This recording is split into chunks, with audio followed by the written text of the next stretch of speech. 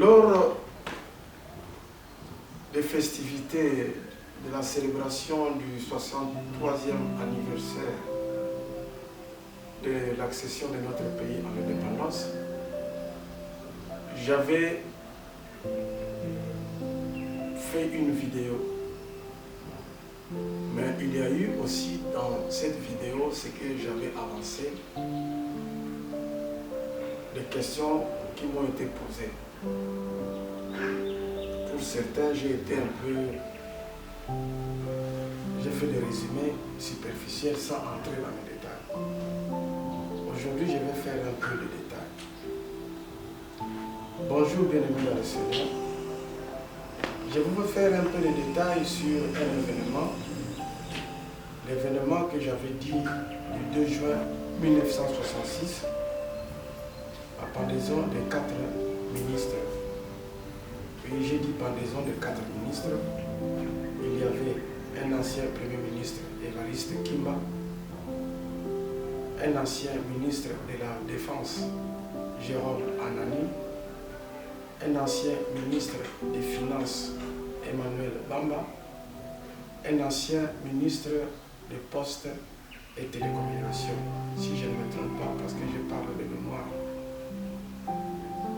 Et nous avons parlé de la date qui comprend 3-6 et nous avons dit 666. Je suis même excusé pour dire que si j'ai forcé mon imagination, veuillez m'excuser parce que moi j'ai vu dans cette date-là 3-6, mais j'ai vu dans l'Apocalypse 13-18, dans l'Apocalypse 13-18 on nous dit que c'est le code de Satan, c'est le marque de la bête. Comment est-ce que ces 3 chiffres doivent se retrouver dans cette date? Maréchal Mobutu a fait le coup d'État le 24 novembre 1965.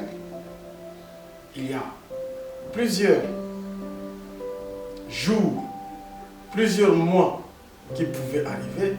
Pourquoi est-ce que ces événements-là se sont produits seulement à cette date-là? Est-ce que c'est un hasard? C'est une coïncidence? Mais quand on parle des affaires de Dieu, on ne parle pas de hasard, on ne parle pas de coïncidence. Avec Dieu, ce sont les choses spirituelles ne sont pas, sont programmées. Ça, c'est le programme de Satan. J'ai affirmé. Mais je vais entrer plus en détail pour parler d'une personne. Une des personnes pendues ces jours-là, Emmanuel Bamba. J'ai donné plus de 20 ans de ma jeunesse. J'ai eu cette grâce de faire 20 ans de ma vie dans les interviews, enquêtes et recherches sur les serviteurs de Dieu, sur l'histoire de notre pays, parce que en moi, j'avais constaté que l'histoire de notre pays contient beaucoup de choses cachées, il contient beaucoup de faussetés. C'est pour cela que j'avais fait moi-même des recherches. Et j'ai aussi travaillé sur la vie d'Emmanuel Bamba. Bamba Emmanuel est né le 17 janvier 1920. Dans les interviews que j'ai eues, sa mère s'appelait Biela Émilie, une diaconesse de l'ABFMS, aujourd'hui Sénégal. Cette femme fut une femme pieuse et une intercesseuse qui allait beaucoup à l'autre rive de la rivière Nkessi, en Banzansanda plus exactement, où il y avait un lieu de prière de tous les protestants de la contrée.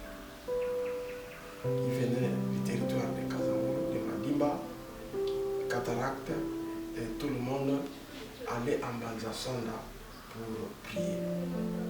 Et en Banzansanda, il y avait un catéchiste, un homme de prière, qui venait d'Nkama, Simon Kimbangu. Il fut un catéchiste protestant. C'est lui qui va dire que Kimbangu n'a jamais été un catéchiste protestant. C'est un faussaire. Il veut effacer une vérité historique.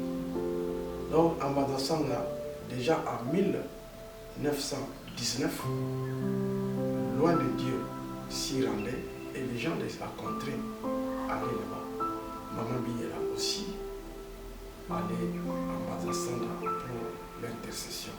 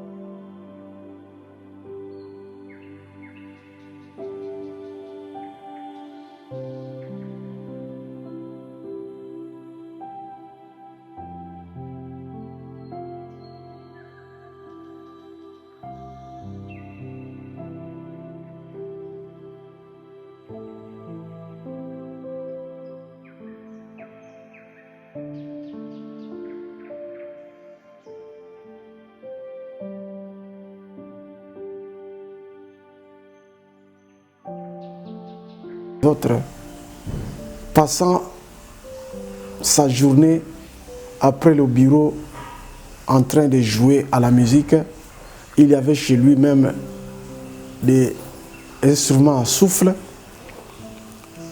et il était un intercesseur dévoué pour le Seigneur. Dirigeant de la chorale des anciens élèves de Sonabata, il chantait dans notre paroisse de la Sebeko sur l'avenue Kimvula, dans la commune de Kintambo.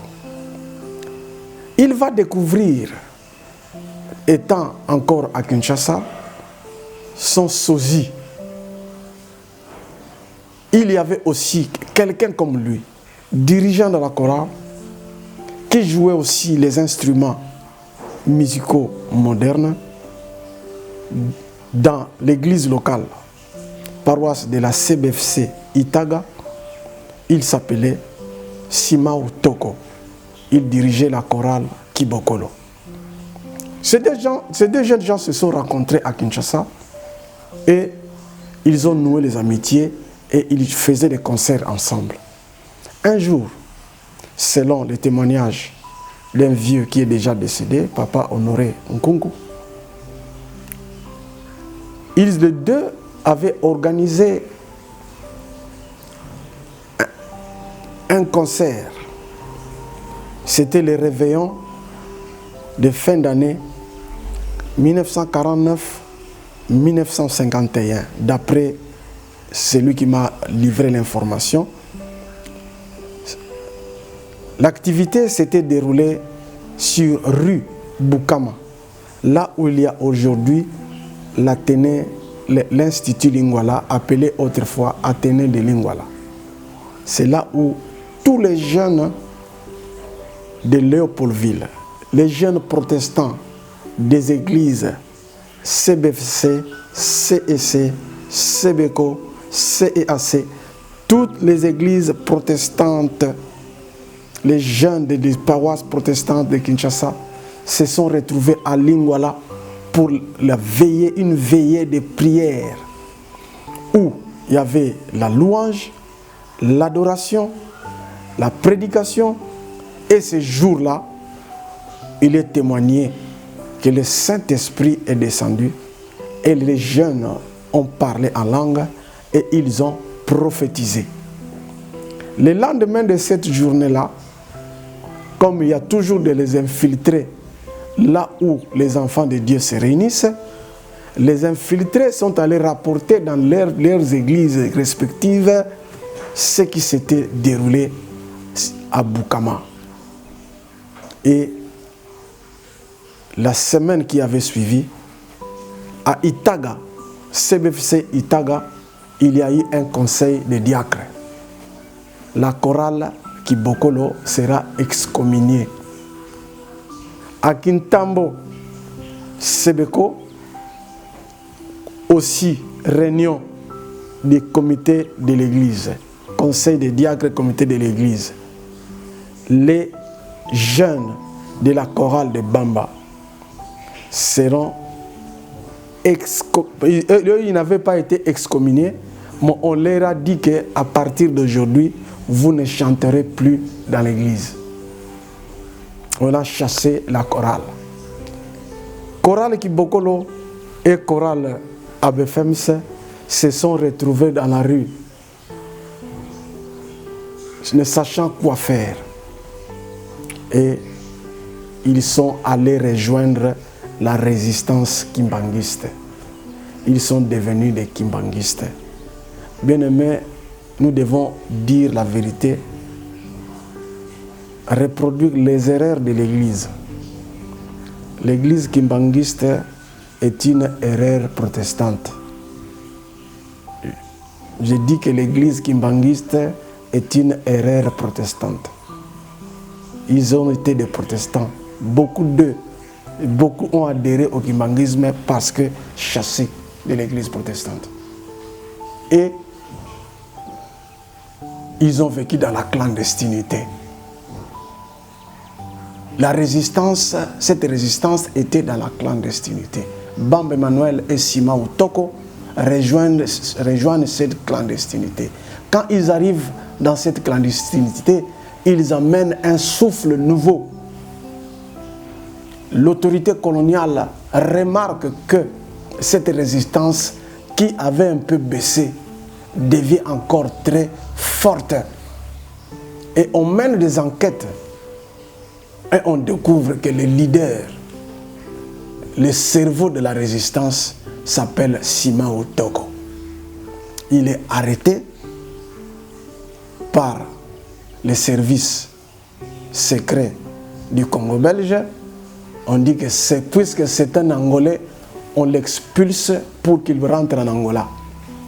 On met Sima Utoko et la chorale Kibokolo dans les trains de force pour Matadi et Matadi direction frontière de l'Angola. Sima Utoko rentre en Angola dans les trains. Il chante une chanson qu'il avait composée, que nous chantons jusqu'aujourd'hui.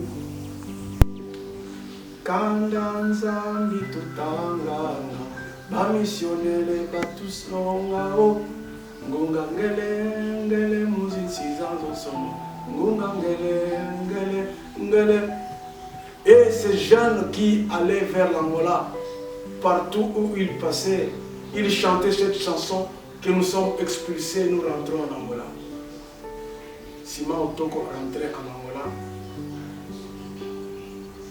les Belges ont constaté encore que la résistance commençait toujours à être très forte.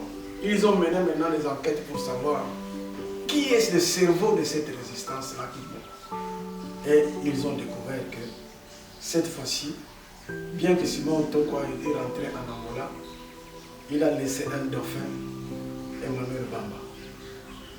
Emmanuel Bamba sera arrêté au mois d'avril 1951 et mai, bien juin, il a été à Monaville, jugé au mois de mai à Ndolo, tribunal militaire, il est condamné à perpétuité. Condamné à perpétuité, on le met dans l'avion à Ndolo, direction Elisabethville, Lubumbashi d'aujourd'hui, dans la province de Katanga, en prison. Il entre dans la même prison où vivaient, loin de Dieu, les catéchistes de Nkamba, Simon Bamba. Bamba, quand il arrive, il se présente au loin de Dieu que je suis le fils de Maman Émilie Biela, diaconesse de la BFMC. Il reconnaît sa maman qui venait prier à bas ensemble. Et l'homme de Dieu demande au directeur de la prison de donner cet enfant de l'encadrer.